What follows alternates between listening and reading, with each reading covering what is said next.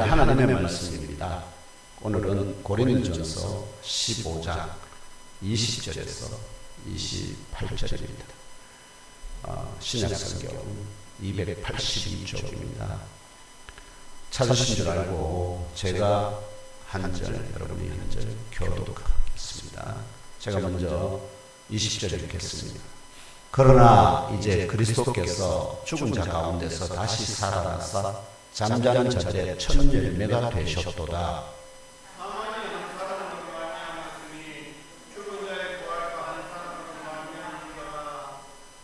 아담 안에서 모든 사람이 죽은 것 같이 그리스도 안에서 모든 사람이 삶을 얻으리라.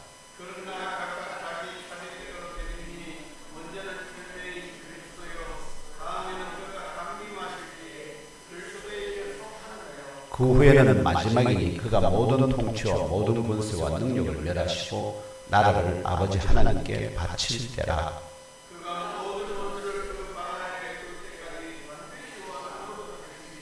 맨 나중에 멸망받을 원수는 사망이니라.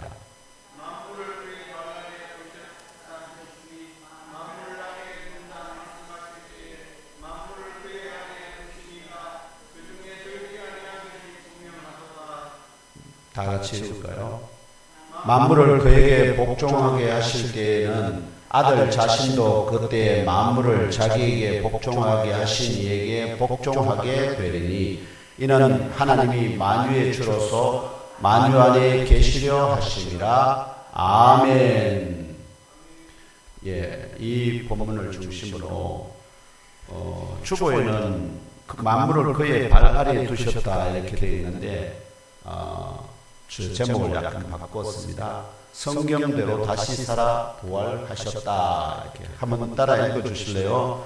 시작. 성경. 아멘. 주 예수께서 성경대로 다시 살아 부활하셨습니다. 오늘은 2022년 추수의 계절 10월이 지금 지나가고 있어요. 10월의 네 번째 주일입니다. 또한 부활하신 주 예수 그리스도께서 승천하시기 전에 보내시겠다 약속하신 보혜사 곧 진리의 성령 하나님의 지상 강림을 기억하고 기념하는 성령 강림 후 20번째 맞는 주일입니다.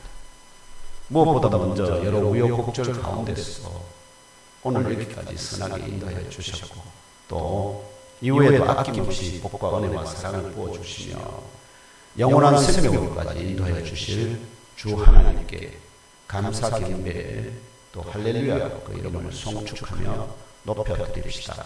할렐루야. 아멘. 그렇습니다. 2022년에도 세상에 더럽고 추한 것을 담던 쓰레기통과 같은 묵은 누룩과 같은 옛사람을 온전히 벗어버립시다. 갓난 아기들같이 늘 순전한 말씀의 젖을 사모합시다. 주께 합당하게 행하여 범사에 기쁘시게 합시다. 모든 선한 일에 열매 맺게 하시기를 간구합시다. 성삼일체 주 하나님과 그분의 뜻을 아는 것에 자라갑시다. 이처럼 하나님의 말씀을 담고 성령의 역사는 신령한 전의 한 부분으로 또 황금 그릇 같은 새 사람으로 속사람이 다시 태어나고 자라서 장성하기를 소망합시다. 지금 이 세대 가운데 저와 형제 자매 여러분을 택정하여 하늘의 머리와 땅의 몸으로 이루어진 유일한 참교회의 지체로 또 그 사람을 취하는 영의 업으로 부르시고 속사람을 거듭나게 하시어 영적 진흥을 겸비하게 하시고 장성하게 하시는 주 하나님의 뜻과 작정과 부르심의 소망이 무엇인지 또 오늘 각자의 보고에 따라 새롭게 하달되는 명령이 무엇인지 주 하나님의 음성을 친히 들으시기를 원합니다. 깨달아 알고 믿고 심령에 잘 박힌 못으로 영접하시기 기원합니다. 그 받으신 명령대로 온전히 복종하여 한 주간의 영적 실험과 영적 전투에서 이기고 승리하시기를 축원합니다. 신약 성경에서 성경이라 언급할 때는 모두 구약 성경을 의미한다고 지난주 설교에서 말씀드렸습니다. 아시겠죠? 신약 성경에서 성경으로 번역되어 있는 본문들은 다 구약 성경을 가리킨다는 거. 또한 영적으로 미숙한 사람들의 눈에는 구약 성경이 이스라엘의 역사로만 인식됩니다. 아시겠죠? 그래서 어떤 사람들은 구약은 이스라엘의 역사인데 왜 우리가 신약 교회에서 다뤄야 되냐 이렇게 그거 하는 사람들도 있습니다. 뭐 때문에 그러냐? 영적으로 미숙하기 때문에 그 사람들의 눈에는 구약 성경이 이스라엘의 역사로만 인식된다는 것입니다. 그러나 영적으로 장성한 그리스도의 지체들의 눈에는 구약 성경이 그리스도의 복음을 예언한 영적 지식과 지혜의 보고임이 보이게 됩니다. 아시죠? 영적 지식과 그리스도의 복음을 예언하는 것입니다. 그 복음을 예언한 영적 지식과 지혜의 보고가 바로 구약 성경이다 하는 거 깨달아 아시면 좋겠습니다. 예.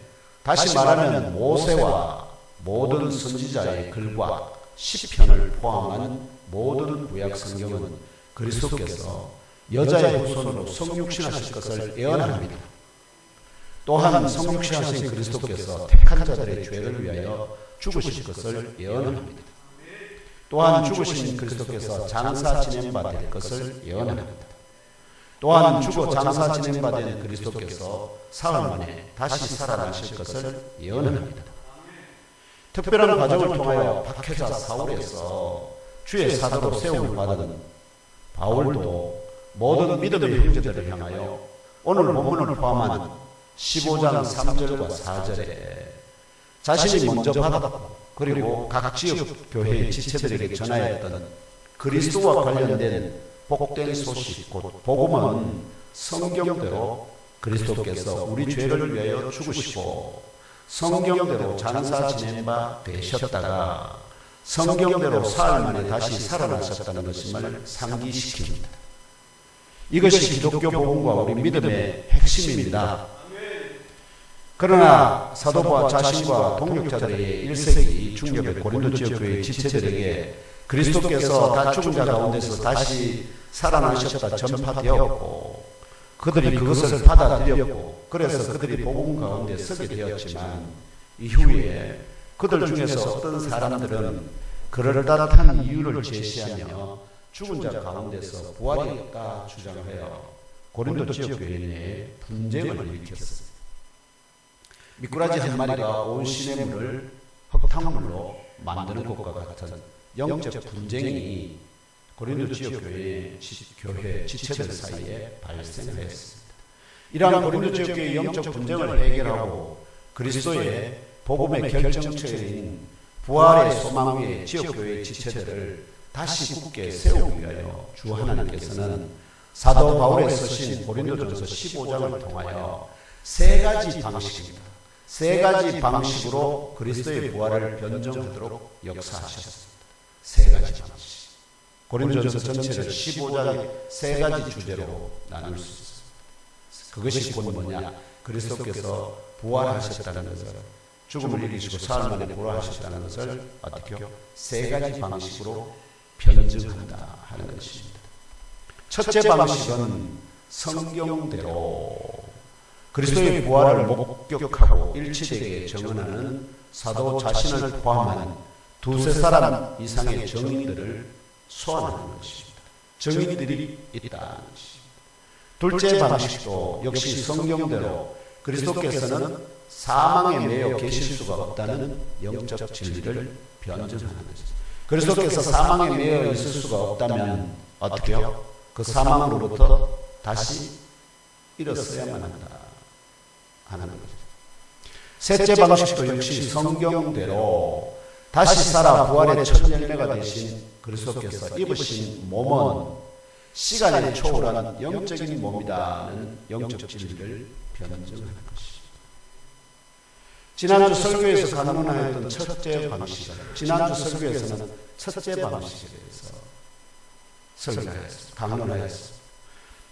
이 그리스도의 부활을 목격하고 일치되게 증언하는 사도 자신을 포함한 두세 사람 이상의 증인들을 소환하는 것인데요. 구약 성경도 어떤 범죄 사건의 진위 여부에 대해서 어떤 사건이 누가 범죄가 일어났는데 그 범죄가 저지른 자가 누구인가 하는 것을 정확하게 판정할 때, 그것을 판정할 때 반드시 증인 두세 사람의 증인이 일치하면 사실로 판정하게 합니다. 신명기 19장 15절을 함께 읽으면 알아봅시다. 신명기 19장 15절입니다. 시작. 사람의 모든 악에 관하여 또한 모든 죄에 관하여는 한 증인으로만 정할 것이 아니요 두 증인의 입으로나 또는 세 증인의 입으로 그 사건을 확정할 것이며. 아멘. 여기 두 사람 이상 아시죠? 두세 사람의 증인들의 그 증언이 일치되지 않으면 또 증언을 취하지 못합니다. 그 증언이 정확하게 일치해야 됩니다. 그래서 이것이 첫째 방식입니다. 그래서 이 첫째 방식, 그 성경대로 1절에 11절에 증인된 사도 자신을 포함하여 부활하신 그리스도를 목격하였다고 일치되게 증언하는 500여 명 이상의 산증인들이 있음을 제시합니다. 만약 지역교회 지체들 가운데 이 수많은 증인들의 증언이 믿어지지 않을 뿐만 아니라 믿어지지 않는 것은 또 어떤 교회의 뜻이 있습니다. 그런데 믿어지지 않지만 그것이 사실이라는 것을 계속 인정하려고 노력하면 그런 가운데 주님 앞에 계속 서야 되는데 믿어지지 않으니까 이것을 어떻게 이런저런 자신의 식견이나 불교의 윤회 같은 이유를 들면 불교의 윤회는 어떻게 되죠? 사람이 죽으면 육체는 소멸되지만 그러나 그 영혼은 어떻게 해요? 어느 정도 자기가 다한 공덕에 따라서 어느 정도까지 수준을 높아졌다가 다시 뭘로? 사람이나 짐승이나 다른 것으로 다시 어떻게 해요? 태어난다는 거죠. 중생한다. 다시 태어난다. 그런데 이거는 부활이 아닙니다. 그런 이유를 들이대며 죽은 자 가운데서 다시 살아 시간에 초월한 부활이 없다 주장하는 지체가 있다면, 그런 지체가 있다면 12절에서 19절이 증언하는 대로 첫째, 그 지체의 믿음은 실체가 없는 헛것입니다. 둘째, 그 지체는 여전히 죄 가운데 있습니다. 셋째, 그 지체는 하나님을 거짓말쟁이로 만드는 자입니다. 넷째, 그 지체는 모든 사람들 가운데 가장 불쌍한 자입니다. 이것이 사도의 증언입니다. 이런 까닭에 오늘 예mon교회 주일예배에 참석하신 성도님들과 영상으로 이 설교를 경청하시는 그리스도의 지체들께서는 이 500여 명 이상의 증인들이 부활하신 그리스도를 보았다 말하는 일치된 증언대로 십자가 위에서 나의 죄를 대속하기 위하여 죽으셨던 그리스도께서 장사 지낸 지 사흘 만에 다시 살아 시간에 초월하는 부활의 첫 열매가 되었었다는 진리를 깨달아 하시고 믿고 잘 박힌 못으로 신령 깊이 영접하시기를 축원합니다. 그렇지 않으면 세상에서 가장 불쌍한 자가 됩니다. 왜냐하면 세상 사람들은 믿지 않은 사람은 아예 어떻게 인생을 즐기고 놀지만 여러분들은 주일마다 즐기고 놀지도 못하고 혹시나 주님께 뭐죠? 믿기는 믿기 때문에 또 어떻게 합니까? 모든 것에서 주저거리게 되죠. 완전히 세상으로 가지도 못하고 그렇다고 주님을 버리지도 못하고 애매한 회색 지대에서 한 발은 세상에 한 발은 교회, 이런 삶을, 그러니까 그런 사람이 어떻게 해요? 가장 불쌍하고, 왜냐하면 마지막 때에 주님으로부터 은혜를 잊지 못할 것이기 때문에 그렇다는 것입니다. 형제 자매 여러분, 오늘 본문 20절에서 28절은 둘째 방식입니다. 곧 역시 성경대로입니다. 그리스도께서 사망에 매여 계실 수가 없다는 영적 진리를 변증합니다. 사망에 매여 있을 수 없다면 사망에 매여 있더라도 때가 되면 곧 어떻게 해요? 일어난다 하는 의미입니다. 몸은 죽더라도 영혼은 죽지 아니함을 헬라 철학도 아시죠? 여러분 소크라테스의 변명을 다 보시면은 결국 헬라 철학의 가장 시작점이, 인문 철학의 시작점이 소크라테스. 그 소크라테스가 죽음을 앞두고 하는 제자들과 나누는 대화를 보시면 거기에 보시면 소크라테스가 이제 나는 자기는 죽음을 맛보는 것, 죽는 것이 너무나 기쁘다. 왜? 이제 내 영혼이 이제 자기를 만드신 자에게로 돌아가서 그들과 모든 것을 아는 그들과 대화를 나누면서 최고의 뭐를 얻을 수 있다. 영적 지혜를 깨닫게 될 걸 기대합니다. 그래서 즐거워합니다. 왜냐하면 철학자는 지혜를 사랑하는 자들이죠. 그렇기 때문에 철학자가 죽음을 기뻐하는 건 왜냐하면 그 죽음을 통해서 최고의 그런 지혜를 자들을 만나게 될 것이니까 기뻐하는 것이 당연하다 이렇게 변절합니다. 그래서 그런 전통을 계속 다 이어받아서 헬라 철학에서는 어떻게 해요? 몸은 죽어도 영혼은 결코 죽지 아니한다. 이런 보편적 진리로 인정하는 바였기 때문에 다만 그들은 영이라는 걸 몰랐습니다. 뭐만 알았냐? 혼만 알았습니다. 혼만. 그래서 이제 약간 그거는 있지만 그들이 말하는 혼은 영에 해당됩니다. 그들이 말하는 혼은 영에 해당되기 때문에 그래서 용어는 차이가 있지만 제가 영 혹은 영혼은 죽지 아니함을 헬라 철학도 보편적으로 인정하는 바라고 여러분들에게 말씀드리는 것입니다. 그래서 그리스도께서 사망에 매여 계실 수가 없다면 결국은 뭐가 사망에 매여 있게 되는 거죠? 영입니까? 몸입니까? 몸만 사망. 왜 영은 사망에 매여 있지 않거든. 자유하거든. 철학에서. 그러면 결국 영은 사망에 매여 있는 건 몸입니다. 그 사망에 매여서 결국 몸이 시간이 지나면서 어떻게 해요? 서서히 부패해서 흙으로 돌아가는 거예요. 그게 죽음. 그런데 그리스도께서는 사망에 매여 계실 수가 없다면 그리스도의 몸이 죽어 무덤에 장사되더라도 때가 되면 그 영이 그 몸과 다시 결합하여 다시 살아나실 수밖에 없다는 필연성을 증거하는 헬라 철학의 변증 방식입니다. 구약 성경에서 그리스도는 여자의 후손으로 또한 사람의 아들 곧 인자로 예표됩니다. 아시겠죠? 구약 성경에서 여자의 후손 하면은 누구를 가리킨다고요? 그리스도를 가리킵니다. 성육신하신 그리스도를 가리킵니다. 그 다음에 사람의 아들 인자라는 말로 표현할 때는 결국은 그 인자라는 말에 다양하게 쓰이지만 그 중요한 예언들 가운데 거의 대부분이 다 그리스도의 사역에 관한 것을 가리킵니다. 그래서 여자의 후손이라는 예표는 주로 그리스도의 성육신에 관련된 복음을 예언합니다. 복음이라는 게 뭐죠? 두 가지입니다. 하나님의 왕이 이제 한 나라가 있으면 그 나라에 왕이 지배하는 통치자 왕이 있는데 그 왕이 자손으로 나오면 모든 전령들을 전국에다 그거해서 유한결류 복음입니다. 기쁜 소식입니다. 하면서 뭘 전하게 할까요? 왕의 아들이 나섰습니다. 다음 이제 왕위를 이어요. 그걸 뭐라고 부르냐? 복된 소식, 유한결류 이렇게 외치는 소리. 그것이 복음입니다. 첫째 복음이고요. 그 다음에 이 아들이 그래서 왕위를 이어받을 아들이 장성해서 이제 전쟁에 출전을 하게 됩니다. 왕자로서. 그 전쟁에 출전해서 적과의 싸움에서 이기고 승리했을 때 또 전국에다 뭘 보낼까요? 메신저를 보내서 다시 외치게 합니다. 유한결류 우리 왕자의 군대가 승리하셨습니다. 요게 복음입니다. 복된 소식. 그래서 복음은 크게 두 가지죠. 하나는 왕의 아들이 이 세상에 태어났다.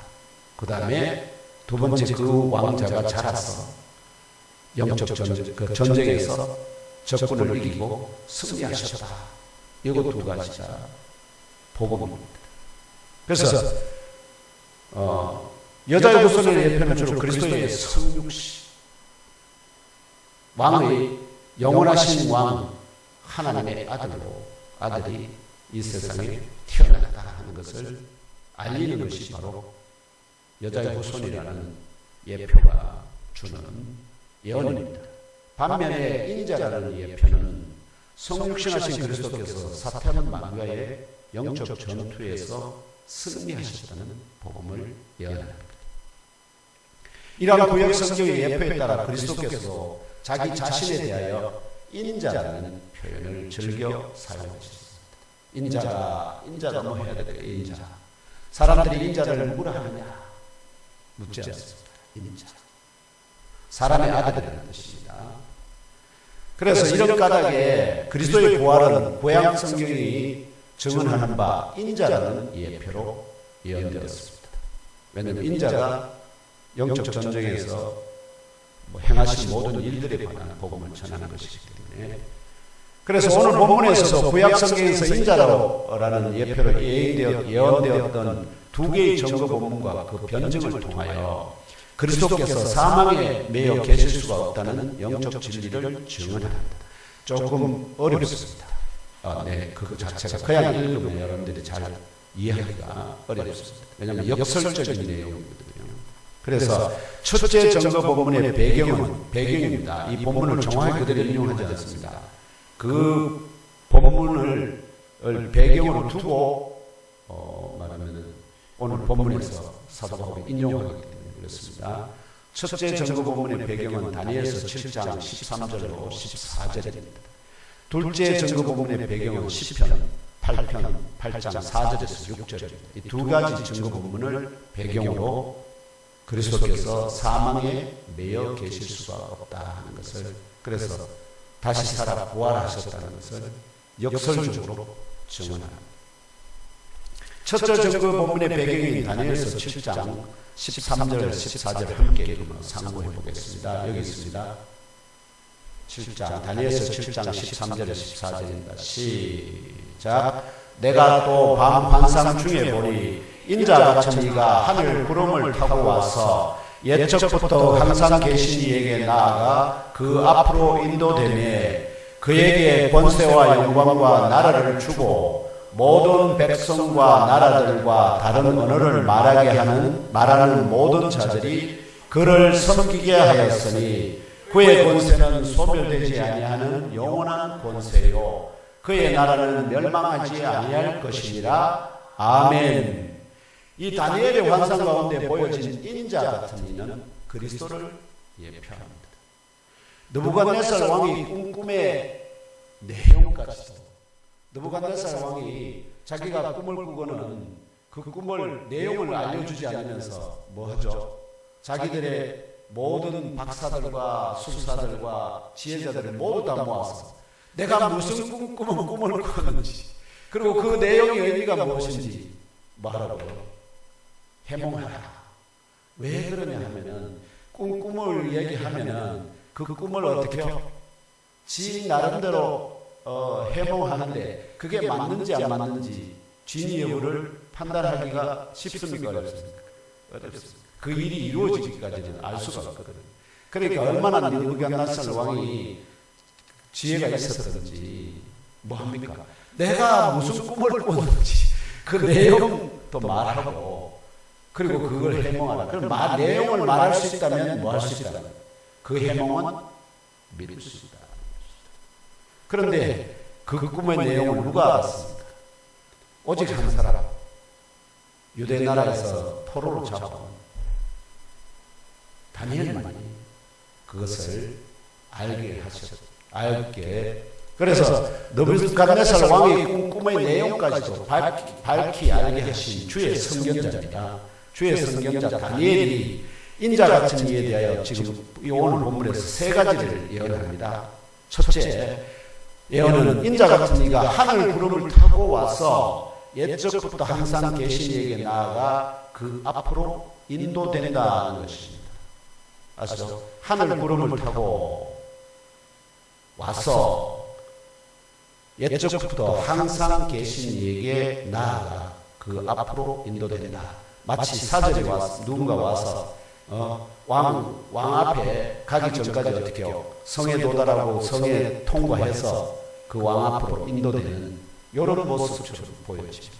둘째 예언은 옛적부터 항상 계신 이께서 인자 같은 이에게 권세와 영광과 나라를 주고 모든 백성과 나라들과 다른 언어를 말하는 모든 자들이 그를 섬기게 한다는 것입니다.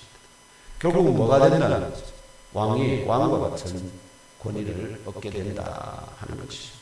셋째 예언은 옛적부터 항상 계신 이께서 인자 같은 이에게 주신 권세는 소멸되지 아니하는 영원한 권세요. 그의 나라는 멸망하지 아니할 것이다 하는 것입니다. 이 세 가지 예언이 다니엘서 7장 13절에서 14절에 들어있습니다. 이해되시죠?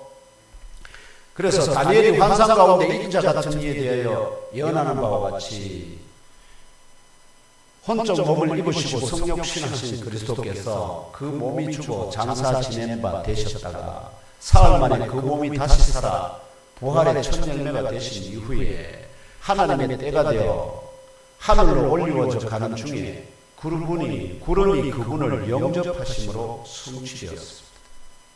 구름이 그분을 영접하셨습니다. 이러한 예언의 성취를 증언하는 사도행전 1장 9절에서 11절을 함께 읽으며 상고해 보겠습니다. 시작. 이 말씀을 마치시고 그들이 보는 데 올려져 가시니 구름이 그를 가리어 보이지 않게 하더라. 올라가실 때에 제자들이 자세히 하늘을 쳐다보고 있는데 흰옷 입은 두 사람이 그들 곁에 서서 이르되 갈릴리 사람들아 어찌하여 서서 하늘을 쳐다보느냐. 너희 가운데서 하늘로 올려주신 이 예수는 하늘로 가심을 본 그대로 오시리라 하였느니라. 아멘.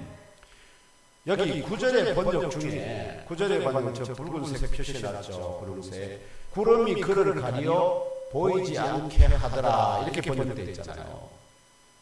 이게 원어의 의미와 강조점이 다른 의역입니다. 약간 오역이 되었다 말씀드렸습니다. 의미는 통하는데 그는 결론적인 거. 원어가 의미하는 바는 좀 다릅니다. 이걸 직역하면 구름이 저를 그들의 눈들로부터 영접 혹은 취하셨다 이런 뜻입니다. 그들이 눈을 보고 있잖아요. 그래서 쭉 보고 있는데 갑자기 구름이 나타나더니만 그를 어떻게 탁 취해가셨다. 영접해 가셨다는 뜻이죠. 그러니까 그가 가려서 보이지 않게 되었다는 뜻이 아닙니다. 구름이 그분을 영접해 가셨다는 뜻입니다. 그러니까 이걸 번역을 이렇게 해놓으면 제가 이렇게 번역하면은 무슨 말이냐면은 이게 그냥 구름이 그를 가리고 보이지 않게 되었다 이런 뜻이 되어버리거든. 구름 너머로 사라졌다 이런 뜻이 되잖아. 그런 뜻이 아닙니다. 부활하신 그리스도께서 제자들이 두 눈으로 보는 가운데 땅으로부터 어떤 힘에 의해 들려 올리워지다가 그들의 눈들로부터 구름이 그분을 영접 혹은 취하셨다는 점입니다. 특별히 영접 혹은 취하셨다는 이 단어가 가리었다는 뜻은 전혀 없습니다. 취한다는 테이크업 했다는 뜻입니다. 테이크업. 그분을 그들이 확 취해서 테이크업 했다는 이런 뜻입니다. 이러한 증언에 따른 결과로서 구름이 그를 가리어 보이지 않게 하더라 의역함으로 구름이 그분을 영접 혹은 취하셨다는 증언이 갖는 의미를 약화시키고 아시죠? 다만 구름이 그분을 가리었다. 그래서 보이지 않게 되었다는 의미로 오독하게 만든다. 이해되십니까? 예. 왜냐하면 구름이 그분을 단순히 가리는 것이 아니라 구름이 하늘에서 그분을 영접하여 그 위에 태우시기 때문에. 종의 이러한 해석이 진실한 것은 11절에 증언에 따른 것입니다. 11절 다시 한번 읽어볼까요? 시작. 이르되 갈릴리 사람들아 어찌하여 서서 하늘을 쳐다보느냐. 너희 가운데서 하늘을 올려주신 이 예수는 하늘로 가심을 본 그대로 오시리라 하였느니라. 가신 대로 다시 오시다고. 그러면은 이러한 예언을 증언하는 다시 오는 과정에 대해서 보면은 어떻게 가시는지 알 수 있겠죠. 예수께서 마태복음 26장 64절에 대제사장에게 신문을 받으실 때 하신 예언입니다. 마태복음 26장 64절 함께 읽겠습니다. 시작. 예수께서 이르시되 네가 말하였느니라. 그러나 내가 너희에게 이르노니 이후에 인자가 권능의 우편에 앉아 있는 것과 하늘 구름을 타고 오는 것을 너희가 보리라 하시니. 아멘. 예수께서 하늘 구름을 타고 공중에 오시니 그때 모든 믿는 자들이 어떻게 해요? 먼저 부활하게 돼서 그분에게 올라갑니다. 나머지 모든 자들은 어떻게 해요? 총말에 모든 것이 다시 부활하게 되는 이런 역사가 예언되어 있습니다. 결론적으로 이렇게 부활 성천하시던 그리스도를 하늘에서 영접한 구름이 다니엘이 증언하는 바 인자 같은 이가 타신 하늘 구름, 특별히 여기에 하늘 구름이라고 해요. 왜 그러냐? 인자가 쭉 올라가다가 하늘로 hun대해서 무엇을 구름이 그를 취해 가시게 됩니다. 그래서 하늘 구름이라 말합니다. 아시겠죠? 단순하지가 않습니다.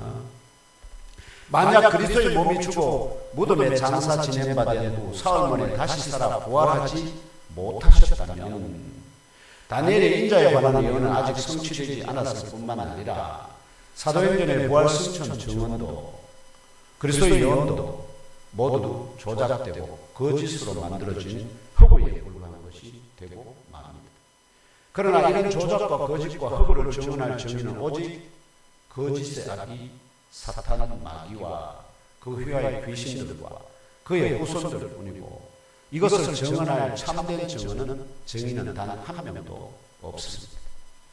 반면에 부활하신 그리스도를 친히 눈으로 보았다고 일치되게 증언하는 증인들은 1세기 중력까지 사도가 이 편지를 쓸 때까지만 해도 사도 바울 자신을 포함하여 살아있는 증인만 500명이 넘었습니다. 그래서 20절에 사도는 분명하게 증언합니다. 왜냐하면 그 증인들을 사도 바울은 많은 자들을 그가 친히 만났기 때문입니다. 그래서 20절에 사도는 분명하게 이렇게 증언합니다. 그러나 이제 그리스도께서 죽은 자 가운데서 다시 살아나사 잠자는 자들의 첫 열매가 되셨도다. 그렇습니다. 이렇게 하나님께서 그리스도를 부활의 첫 열매로 삼으신 영적 이유와 목적이 무엇인지 21절로 22절에 또한 계시합니다. 왜 하나님께서 그리스도를 부활의 첫 열매로 삼으시느냐 하는 이유와 목적입니다. 바로 죽음이 한 사람으로 말미암은 후이기 때문에 또한 죽은 자의 부활도 한 사람으로 어떻게 해요? 말미암는다. 곧 다시 말하면 아담 안에서 모든 사람이 죽었기 때문인 것 같이 그렇게 또한 그리스도 안에서 모든 사람이 살리심을 받는다. 이런 것입니다.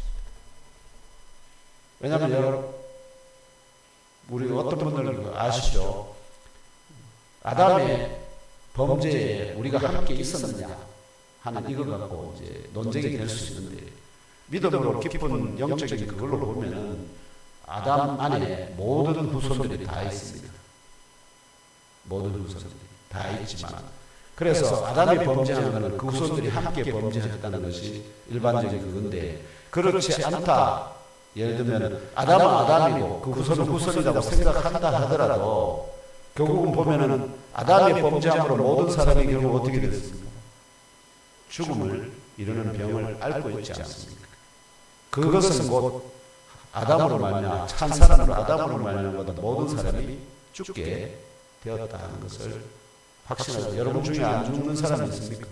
없습니다. 그와 같은 동일한 이치로 그리스도로 말미암아서 어떻게 해요? 모든 사람이 그리스도께 살아 부활하셨습니다. 그를 믿는 모든 자들은 그로 말미암아서 어떻게 해요? 영원한 생명을 얻게 됩니다 하는 것을 이치가 동일하다는 것입니다. 이는 이것이 결국 뭐냐니까 이러한 사실은 의인은 무엇으로 그의 믿음으로 말미암아 살리라는 구약 성경의 예언이 그리스도에게뿐만 아니라 그리스도께서 하나님에 대한 완전한 믿음을 갖고 있지 않습니까? 그래서 그분이 다시 살아 부활하시게 되었지만 이번에는 그 그리스도께서 다시 살아나신 것 같이 그리스도 안에서 죽은 모든 자에게도 그대로 응한다. 이것이 하나님의 영원하신 뜻과 작정임을 깨달아 알고 믿게 합니다. 아시죠? 이처럼 다니엘서 7장 13절 14절이 예표하는 바 인자 같은 이가 하늘 구름을 타고 와서 옛적부터 항상 계신 이에게 나아가 그 앞으로 인도된다는 첫째 예언이 역사 가운데 성취되었다는 사실은 그리스도께서 사망에 매여 계실 수가 없을 뿐만 아니라 사망에 매여 계셨다면 그런 일이 결코 있을 수가 없다. 그런데 그렇게 매여 있지 않고 부활 성천하셨다면 결국 사망에 매여 계실 수가 없을 뿐만 아니라 필연적으로 다시 살아나셨다는 증인들의 증언이 진실임을 입증하는 것입니다. 이렇게 첫째 예언이 역사 가운데 성취되었다는 사실이 입증되었기 때문에 옛적부터 항상 계신 이께서 인자 같은 이에게 권세와 영광과 나라를 주고 모든 백성과 나라들과 다른 언어를 말하는 모든 자들이 그를 섬기게 한다. 지금 모든 전 세계 모든 민족이 그를 지금 주로 주님으로 고백하고 있지 않습니까? 이 둘째 예언도 성취되고 또한 옛적부터 항상 계신 이께서 인자 같은 이에게 주신 권세는 소멸되지 아니하는 영원한 권세요. 그의 나라는 멸망하지 아니할 것이라는 이 셋째 예언도 성취되는 것이 당연한 귀결이라 믿을 수 있지 않나요? 믿고 그대로 영접하시기를 주님의 이름으로 축원합니다. 예. 특별히 다시 살아 부활한다는 예언의 성취가 차례대로 되도록 예정되었다고 23절, 24절에 계시합니다. 무작위로 되지 않는다. 하나님이 다 정한 질서가 있다 하는 것입니다. 이에 각 사람은 자신에게 정해진 대로 살리심을 받습니다. 첫 열매는 그리스도이십니다.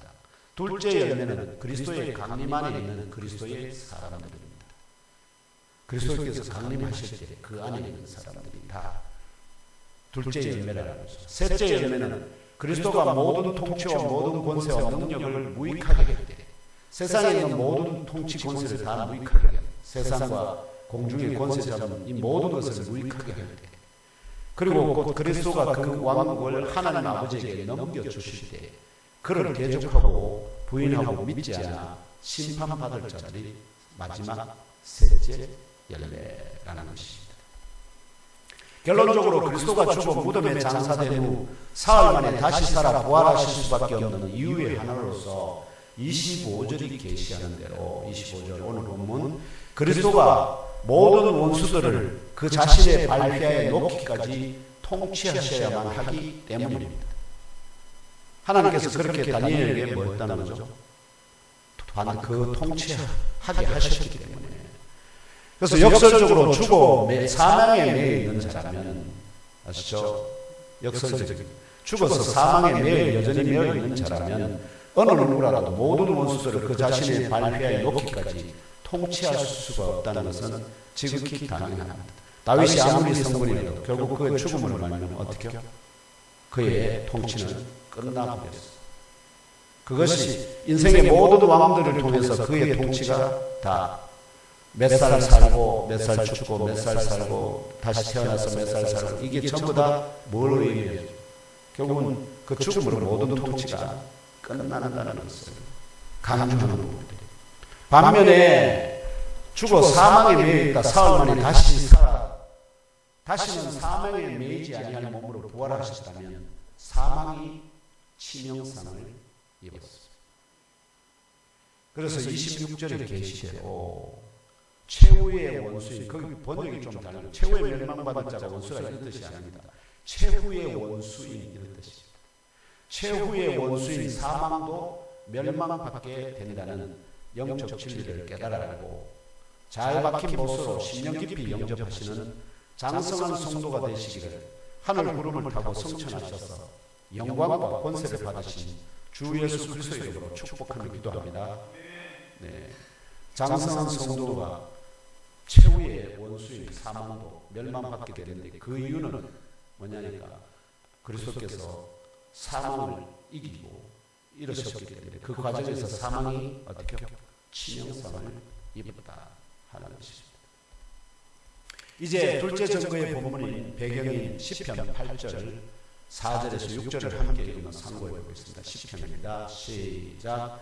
사람이 무엇이기에 주께서 그를 생각하시며 인자가 무엇이기에 주께서 그를 돌보시나이까. 그를 하나님보다 조금 못하게 하시고 영화와 종기로 관을 씌우셨나이다. 주의 손으로 만드신 것을 다스리게 하시고 만물을 그의 발 아래에 두셨으니 아멘. 주 하나님께서는 시편 기자의 노래에서 인자로 예표되는 그리스도의 발 아래에 만물을 두신다는 영적 진리를 예언하는 것으로 깨달아 알 수 있습니다. 그리스도 만물 인자는 원래 하면은 하나님께서 아담을 창조하시고 아담에게 뭘 하죠? 모든 것을 지키고 다스리게 하는 권세를 주셨지 않습니까? 그것이 결국 예표하는 바는 그리스도께서 뭘 만물을 지배하고 다스릴 것을 예표하는 예언이라는 것입니다. 이해되십니까?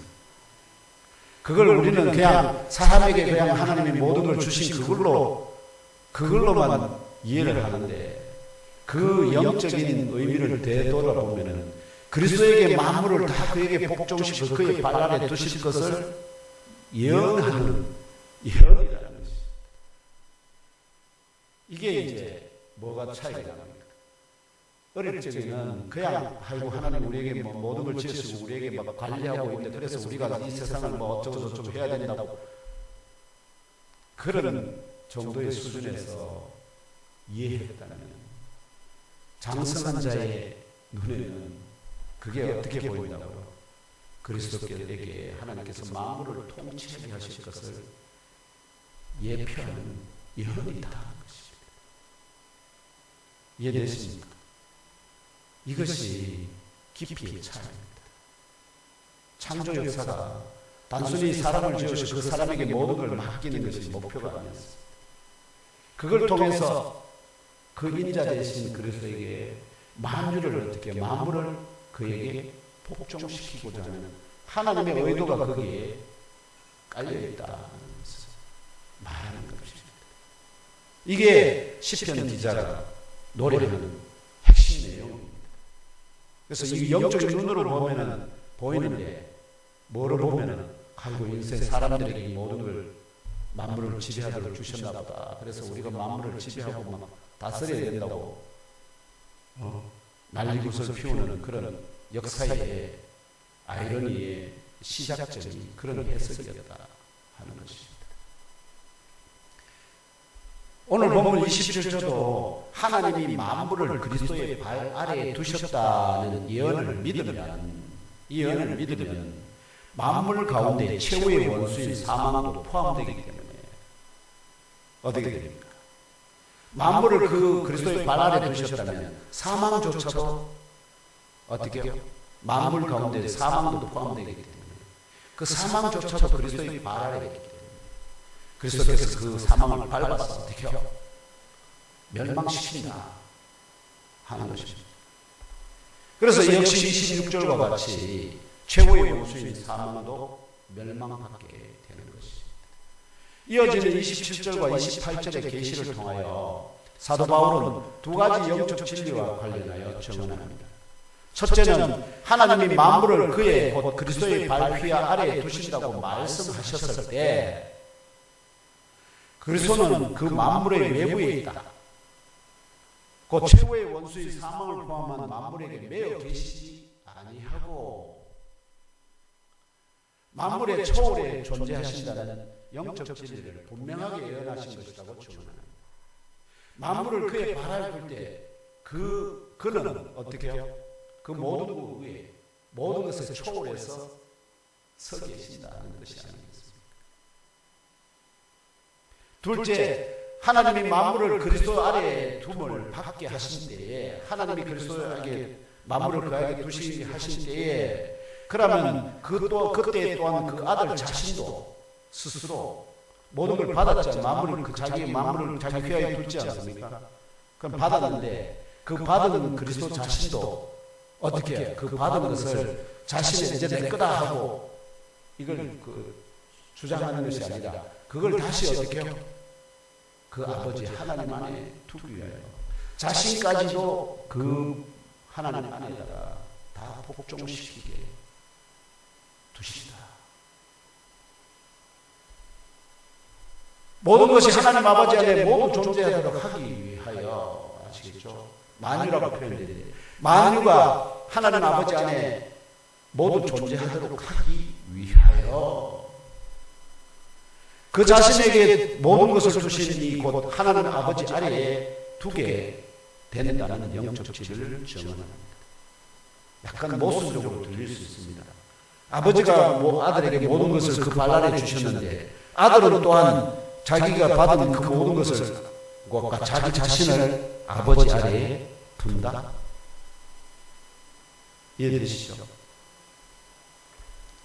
결론적으로 그리스도께서 요한복음 14장 11절에 뭐라고 말씀하시냐면 내가 아버지 안에 거하고 아버지께서 내 안에 거하심을 믿어라.